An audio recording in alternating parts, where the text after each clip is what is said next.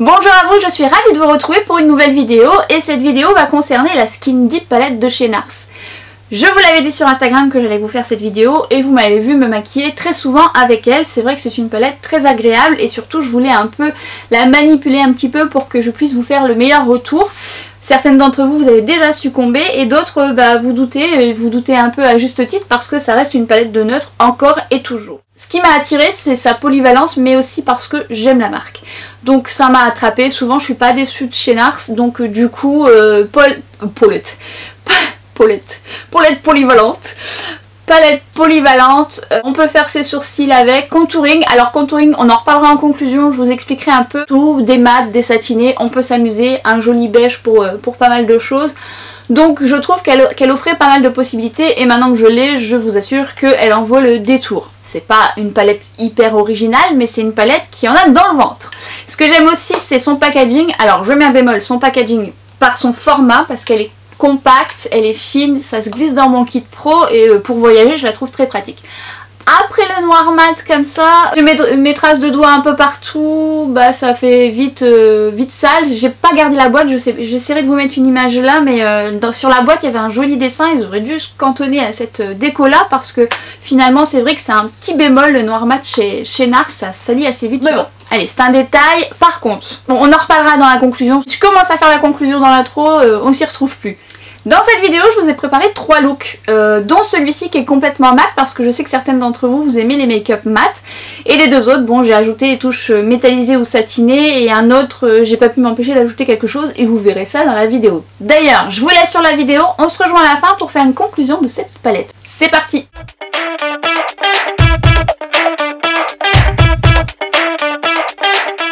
La palette est composée de 6 mats. Donc vous voyez, vous avez des formats beaucoup plus grands au niveau de la première colonne parce que ce sont des couleurs qui sont censées être utilisées plus régulièrement. Vous avez également ces deux couleurs juste ici qui sont juste parfaites, en tout cas pour mon sourcil, notamment celle-ci. Je trouve bien adaptée notamment pour le sourcil. Et vous avez ensuite les autres couleurs qui sont des métallisés satinés, vraiment très très jolies. Je trouve que les nuances sont plutôt bien choisies et bien harmonieuses pour cette palette et assez complète pour faire pas mal de make-up. Alors évidemment je vais me rapprocher, vous verrez mieux les couleurs, c'est pour vous montrer un peu la vue d'ensemble, mais c'est évidemment beaucoup plus parlant quand on se rapproche. On peut constater qu'on a beaucoup de teintes chaudes, mais on a également des teintes froides. On peut s'amuser. Si vous n'aimez pas les teintes chaudes, il y a quand même une dominance, je trouve. Et par contre, si vous aimez un peu tout style de ton froid et chaud, vous allez vous amuser. Parce que entre les mats et les satinés, tout s'associe bien ensemble, ça se matche bien et c'est vraiment agréable à travailler. Je trouve l'harmonie jolie. Encore une fois, c'est une palette de neutre, donc rien d'original si on fait le rapport avec une palette un peu plus colorée ou autre chose, mais si vous êtes une fan de palette de neutre, je pense que vous allez pouvoir trouver votre bonheur.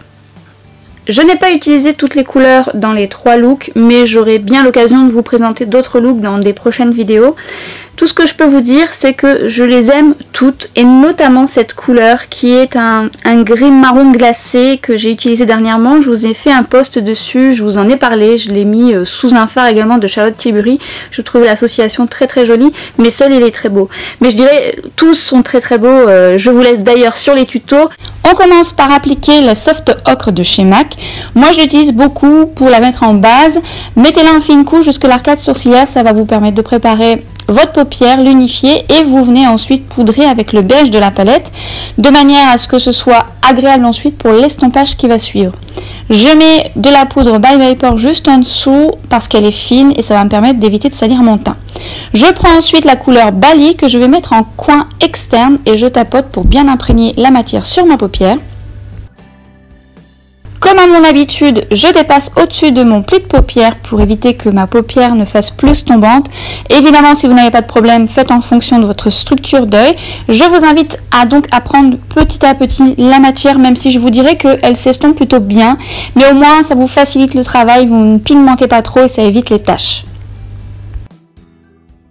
estomper, estomper, et ensuite on va prendre le fard Sophia que l'on va mettre en milieu de paupière. Donc je tapote, c'est pour me créer une couleur avant de mettre l'autre fard que je vais appliquer au dessus. Donc tapotez bien au milieu, on fera les raccords entre les fards ensuite, mais le but c'est que ce soit plus ou moins symétrique sur les deux yeux. C'est une très jolie couleur, ne serait-ce que pour faire un smoky. Je prends ensuite la couleur Basic Instinct qui est une couleur un peu beige pêche, pas tout à fait beige clair, bien métallisé, que j'applique au doigt pour avoir un peu plus de pigmentation. Je le mets en coin interne et je viendrai ensuite retravailler avec un pinceau, mais le fait de l'appliquer au doigt, votre intensité de fard sera plus jolie.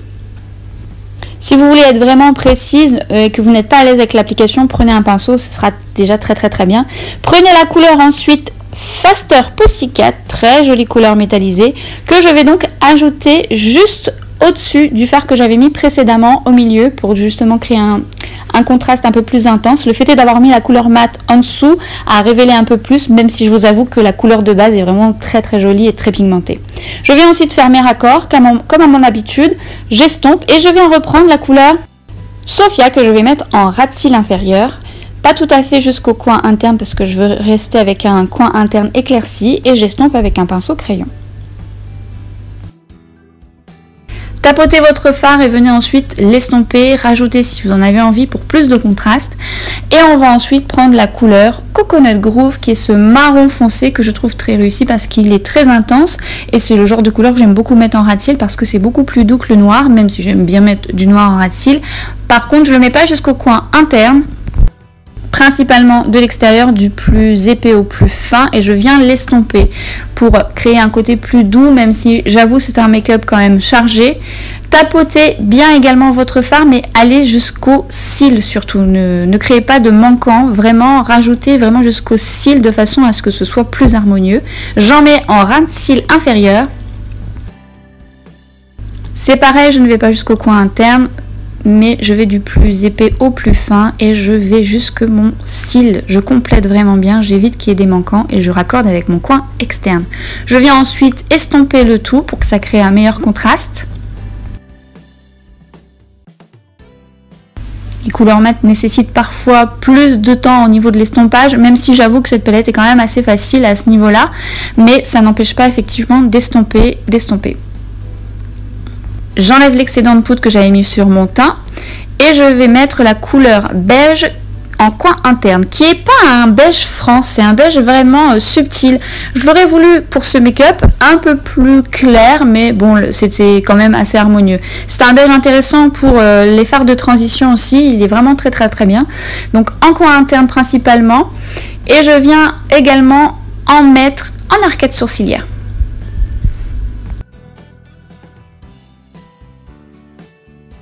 À chaque fois que vous rajoutez un peu de fard, n'hésitez pas à reprendre votre estompage pour harmoniser vraiment votre make-up, pour qu'il n'y ait pas de démarcation. Je reprends ensuite la couleur Sophia et c'est pareil, je viens refaire quelques rectifications par-ci par-là, à vous de voir. Et je viens nettoyer ma muqueuse avec un coton-tige parce que bien souvent, on a du fard dans les yeux. Je mets ensuite le crayon de chez NYX, le Water Pencil en teinte light. J'applique ensuite le mascara Volume Million Fatal de chez L'Oréal. Alors je vous avoue, très honnêtement, je l'avais repris, ça faisait un moment que je ne l'avais pas testé et c'est pas une franche réussite, j'aime pas trop ce mascara. J'ai mis un petit peu de temps à vouloir le résultat escompté, donc je ne pense pas que je le réutiliserai, c'est pas mon préféré.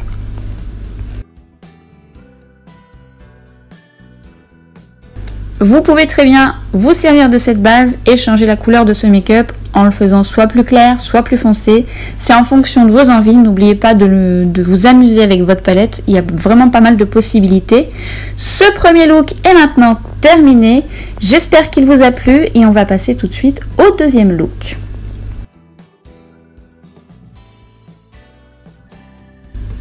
J'utilise toujours la base Soft Ocre. Alors je voulais vous montrer juste la texture, c'est vraiment une texture fine. C'est un fard crème à la base, mais c'est vrai que je l'utilise très souvent parce qu'il unifie ma paupière et il tient bien.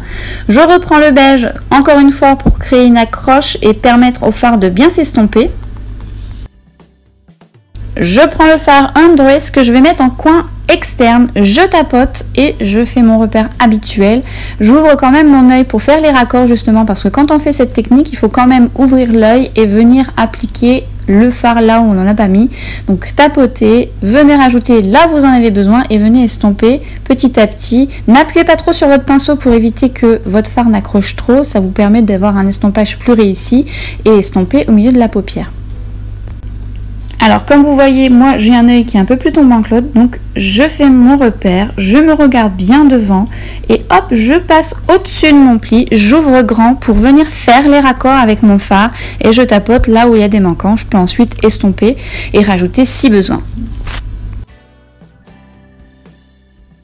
Je crée l'intensité au fil des applications, j'en rajoute si besoin en fonction du contraste que je veux. Je rajoute également au niveau de mon pli, je vois, je me regarde face au miroir, je vois si ça me fait un œil tombant ou si au contraire ça m'ouvre le regard, j'en rajoute si besoin, mais regardez bien vous face au miroir. Si vous n'avez pas la paupière tombante, il est évident que vous faites en fonction de votre structure d'œil, mais je le précise souvent dans mes tutos si jamais vous avez le même problème que moi. Je reprends le fard Sophia que je viens mettre en coin externe pour apporter du contraste. Je reste plus ou moins sur place, je ne veux pas créer un contraste sur toute ma paupière et sur toute la couleur que j'ai mis précédemment. Et je viens travailler subtilement avec un estompeur un peu plus fin pour éviter que ça se diffuse trop sur ma paupière. Reprenez quand même votre estompeur de façon à ce que tout soit bien harmonieux et je viens ensuite prendre la couleur beige que je vais mettre cette fois-ci en coin interne. Je vais venir la tapoter bien correctement pour qu'elle soit quand même intense. C'est vrai que comme c'est un beige qui tranche pas trop, il faut venir en rajouter mais en fine couche et l'intensité va se faire tout doucement. On évite la barre du milieu et on va ensuite venir estomper pour que tout soit harmonieux et on va prendre le fard Coconut Groove, ce marron foncé qu'on va venir travailler en ras de cils pour créer un liner, mais plutôt principalement en coin externe pour ce make-up. Après évidemment vous travaillez comme vous le voulez. Moi je le fais en fonction de mon œil.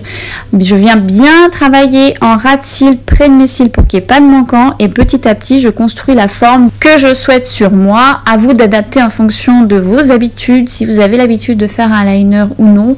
Je dirais que le faire au fard permet une meilleure application, enfin pas une meilleure, permet une facilité d'application mais surtout un côté plus doux que j'apprécie et c'était surtout l'esprit de ce make-up. Après ce make-up avec la base que je vous explique, vous pouvez très bien le faire avec un liner noir, ça rendra très joli aussi, mais là pour le coup je voulais vraiment tout travailler en mat et avec évidemment les fards de la palette, ce qui est un peu le but. Rien ne vous empêche également de faire cette forme de liner avec le fard et venir ensuite en ras de cils rajouter un liner noir, ce qui créera un contraste encore plus intéressant et avec plus de précision, c'est très joli aussi.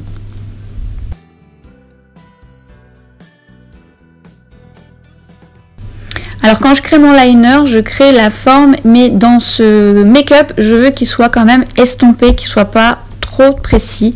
Donc regardez-vous bien en face, regardez en fonction de votre structure d'œil, ce qui vous convient le mieux et venez ensuite un peu estomper pour raccorder avec les fards que vous avez mis précédemment pour que ça donne cet effet liner fumé entre guillemets.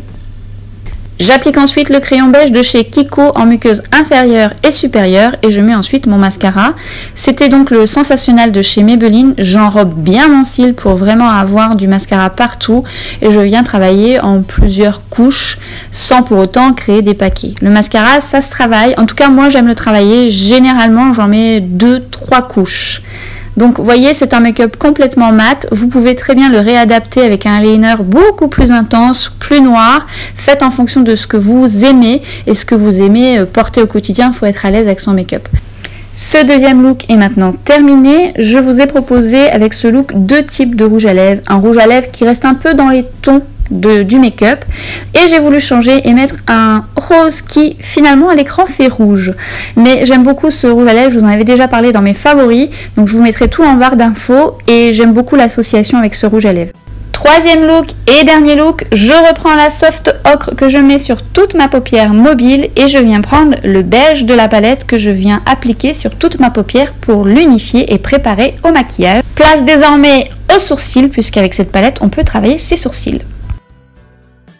je vais utiliser la couleur Bali, qui est vraiment la couleur parfaite pour mon sourcil. Alors moi, j'ai très peu de poils et j'ai fait de la dermopigmentation que je dois refaire. J'attends juste que ça s'estompe au maximum. Donc du coup, maintenant, je suis obligée de les travailler tous les jours, enfin parce que j'aime ça.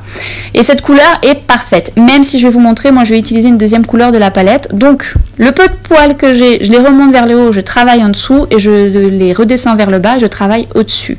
Je travaille avec un pinceau, parcimonie, à droite, à gauche, mais j'ai envie de vous dire, la forme est quasi faite avec ma dermopigmentation, mais c'était la forme que je faisais avant de le faire. Bien que là c'est plus simple, on va dire, et plus rapide, étant donné que ma forme est encore là. Je prends ensuite le Coconut Groove que je mets justement là où vous voyez où j'ai vraiment plus de poils. Sachez que je n'ai plus de poils parce que ça ne pousse plus. Je les ai trop épilés étant jeune et je regrette fortement. Donc si vous êtes en plein questionnement sur vos sourcils, laissez-les tranquilles, faites la forme la mieux possible, mais n'épilez pas trop. En tout cas, moi ça repousse plus. Donc on voit bien la différence et honnêtement moi sans sourcils c'est pas possible. J'utilise mon fidèle Brow Artist, je viens donc en mettre en rebousse poil et je viens replacer mes poils, enfin le peu de poils que j'ai, et ça permet de fixer, mais aussi la couleur un peu claire mélangée au fard fait la combinaison parfaite pour moi en tout cas. Mais j'aime beaucoup les fards de cette palette pour les sourcils, c'est vraiment des fards très intéressants. Je viens ensuite remettre de la Bye Bye Pore en dessous de mon œil pour protéger mon teint.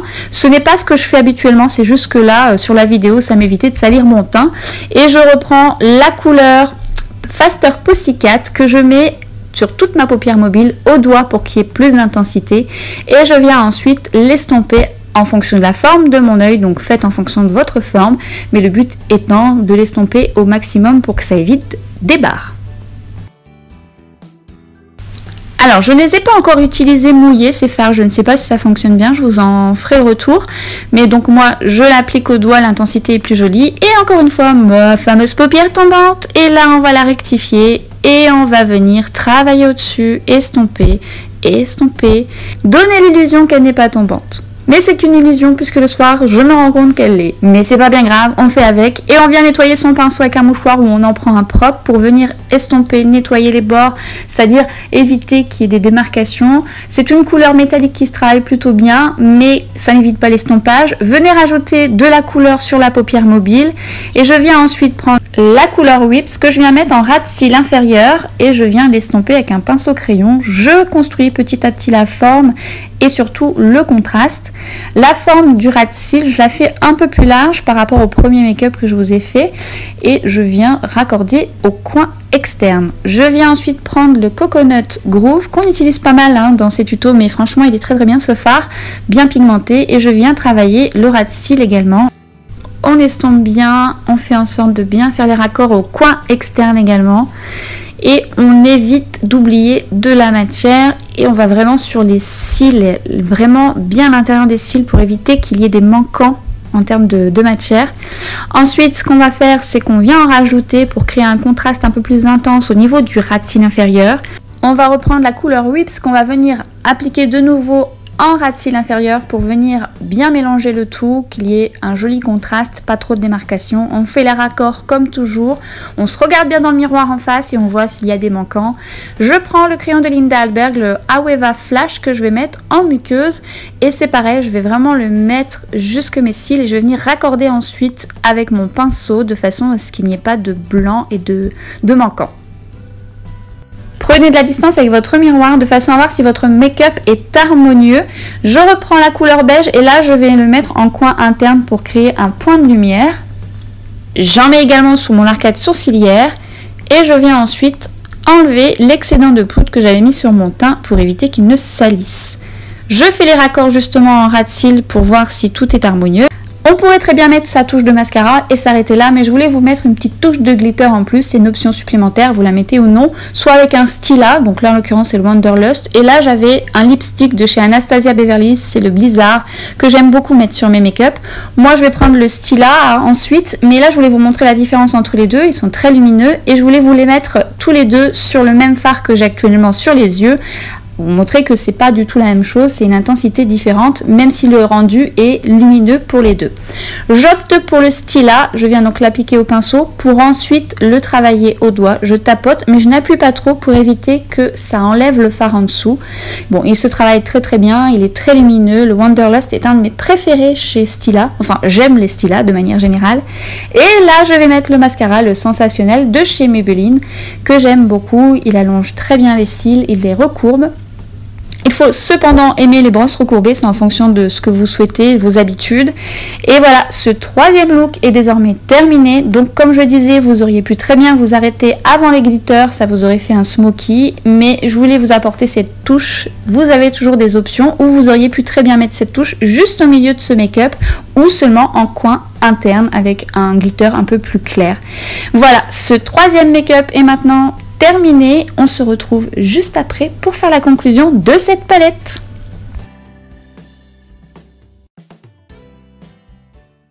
On arrive à la fin de cette vidéo, donc j'espère que ça vous a plu et que ça va vous donner envie de l'utiliser un peu plus ou différemment. Ce que je peux dire par rapport au packaging dont je vous parlais au début, évidemment le packaging est parfait en termes de dimension, tout ça, je trouve ça très pratique. Par contre, le noir mat chez Nars, je trouve ça classe, je trouve ça beau. C'est vite sale. Bon, c'est accessoire, mais bon, c'est tout, hein, faut pas être maniaque. Pas grave, elle est comme ça, je l'aime quand même. Ce que j'aime aussi dans cette palette, c'est que malgré le fait qu'elle soit compacte, elle a un grand miroir. Et des fois, vous êtes là à vous maquiller, à vous chercher dedans, et c'est vraiment pas pratique. Et là, franchement, par rapport à son format assez compact, je trouve ça très pratique. Mais c'est fidèle à Nars, j'ai une autre palette comme ça qui est dans le même état d'esprit. Comme je vous le disais dans la vidéo, c'est les deux fards pour faire les sourcils. Celui-ci est vraiment le fard parfait pour moi, pour mes sourcils. Et comme je vous expliquais, le plus foncé, c'est pour venir rattraper là où je n'ai pas de poils, puisque je suis dépourvue de sourcils. Les métallisés, les satinés se travaillent facilement. Justement, ils se travaillent tout en légèreté, en restant très jolis, parce que ça peut vous faire un make-up fumé, léger, et vous pouvez l'intensifier à votre guise. À l'estompage, ils sont assez faciles, donc je pense que pour des débutantes, ça peut être très simple pour vous d'avoir ce type de palette pour commencer, si vous n'avez pas de palette neutre. Ah, j'ai oublié de vous dire pour le packaging. Il y a un truc que je n'aime pas, c'est que j'ai un mal de chien à l'ouvrir cette palette. C'est difficile à ouvrir cette palette. Je ne sais pas pourquoi ils font pas un autre système. Des fois je suis là, je me dis un jour elle va voler, sans le vouloir évidemment, ce qui serait un peu pénible quand même, hein, vu le prix. Mais ouais, elle est pénible à ouvrir. Donc je ne sais pas si c'est pareil pour vous, mais enfin je pense parce que vu... Je sais pas, il devrait avoir un petit bouton pour appuyer. Bon, c'est un détail, mais c'est chiant à ouvrir. Dans cette vidéo, je vous ai pas fait de contouring. Non pas que je ne voulais pas, c'est que j'ai complètement zappé. J'ai fait mon teint à chaque fois, j'ai pensé make-up des yeux. Mais je me suis maquillée avec cette palette pour faire le contouring. On peut faire des choses, mais je les trouve... Celui-ci, j'ai réussi à faire un contouring avec celui-ci, mais il est un peu trop froid, cendré pour mon teint. Et ce que j'aime, moi, c'est un peu les bronzers légèrement lumineux. Sans qu'il y ait de paillettes, hein, mais un peu lumineux. C'est pas ce qu'elle offre le mieux pour moi. En plus, ces deux-là, je trouve qu'ils sont un peu trop chauds. Bon, j'ai fait une négociation avec ça et ça, mais c'est pas mon coup de cœur pour le contouring, mais je pourrais m'en sortir si jamais je suis qu'avec cette palette. Pour les sourcils c'est parfait, et pour le reste je dirais que tout va bien ensemble, elle est très bien étudiée, et le fait d'avoir mis un beige assez grand, c'est une couleur qu'on utilise au quotidien, donc c'est une bonne idée. Si on devait être pointilleux, mais dans ce cas-là on peut être pointilleux pour pas mal de palettes, je dirais... Pour moi, il manque ce fameux beige légèrement satiné mais subtil que j'aime tant pour mettre en arcade sourcilière. Moi j'adore utiliser les fards beige légèrement satinés. Il faut pas qu'ils soient highlighter, voilà, il faut qu'ils soient subtils. Et je trouve que ce beige qui est parfait pour les transitions ou juste pour venir unifier votre paupière, il aurait pu être un soupçon plus clair pour avoir un côté plus éclairé au niveau du coin interne. Mais ça c'est si vraiment on est pointilleuse, et ce fameux beige satiné que j'aime tant, que j'adore porter, mais tout le monde n'aime pas mettre un peu de beige satiné en arcade, hein. Après un noir, mais honnêtement moi qui fais beaucoup de ras de cils marron parce que je trouve ça plus doux, je le trouve parfait, c'est vraiment le marron idéal. Si vous ne le voulez pas trop foncé, vous avez celui-ci. Puis je pense qu'on a tous un fard noir dans ces palettes, donc on n'en manque pas. Donc honnêtement, à part moi, personnellement, mon beige satiné qu'il me manque, je la trouve très bien. Alors est-ce que je la recommande aux personnes qui ont déjà une palette neutre? Ça c'est un grand dilemme. Je suis pas la meilleure des conseillères pour vous dire de ne pas acheter quelque chose que j'aime.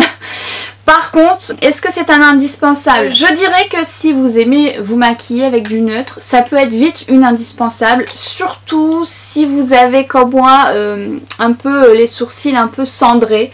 Parce que ce fard est parfait, donc vous pouvez quand même faire vos yeux, vous pouvez faire vos sourcils et par rapport au packaging, c'est vraiment une palette que j'aurais tendance à dire bah tiens je vais prendre celle-ci, elle est pratique. Maintenant si vous avez beaucoup de palettes de neutres, non honnêtement non, si vous en êtes contente ne l'achetez pas, ça vous fait économiser des sous pour une autre palette.